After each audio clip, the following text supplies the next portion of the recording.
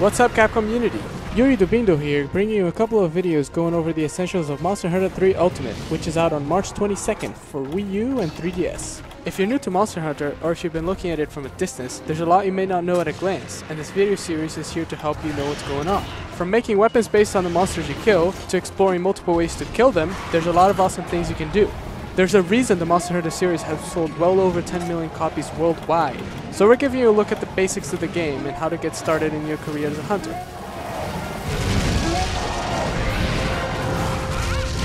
Monster Hunter is a quest-based game, meaning you make progress by completing quests. It also means there's a central hub, which you'll return to at the end of each quest. And that's also where you'll manage your items, equipment, and all other activities before you go out on a quest. On the single-player side, you have Moga Village, where you get to buy items, forge or upgrade equipment, eat a meal, send out sailors to get you fish, trade for treasures with the traveler from the far east, hire cats to do some farming,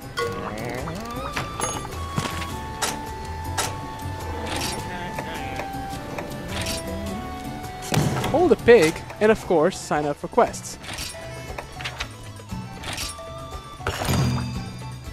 On the multiplayer side, there's Tanzia Port, where you can do most of these things, but also meet up with other hunters, either online or through local Wi-Fi.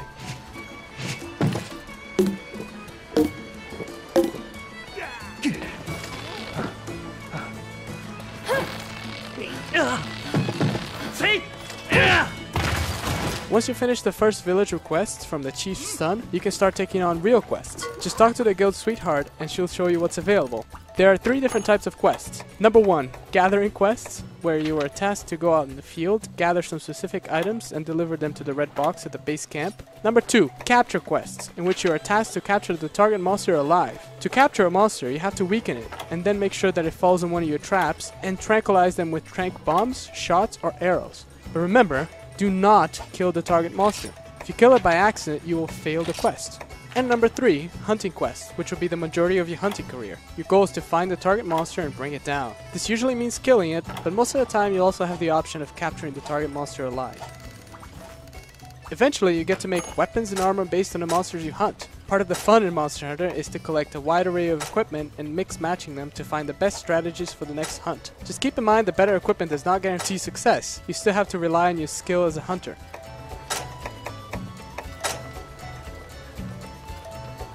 Now let's talk about items and tools. Some items you'll gather by simply pressing the A button over contextual objects, such as plants and mushrooms, which may give you herbs and blue mushrooms, for example. By the way, you can combine these two and get a healing potion.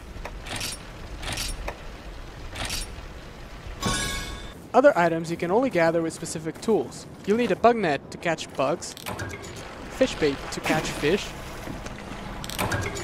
and pickaxes to mine minerals. Bear in mind that some of these items you may only find in specific areas, so as you explore Moga Woods and other areas, it's good practice to take note on where you can find each item.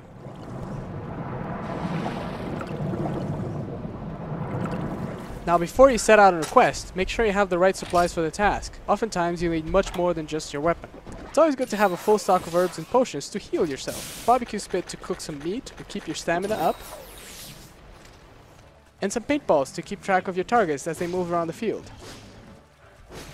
Also, keep in mind things like antidotes, which you use to cure yourself from poisoning, cleansers to clear out ice and mud, deodorants to clear out stench and slime, and energy drinks to wake yourself up when you're about to fall asleep.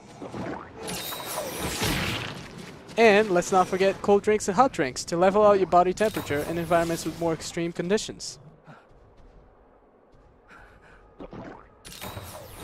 Also be aware of the multitude of elemental effects, such as thunder blight, water blight, etc., which can seriously jeopardize your hunt. A nullberry, however, is an item that can cure you of any of these effects.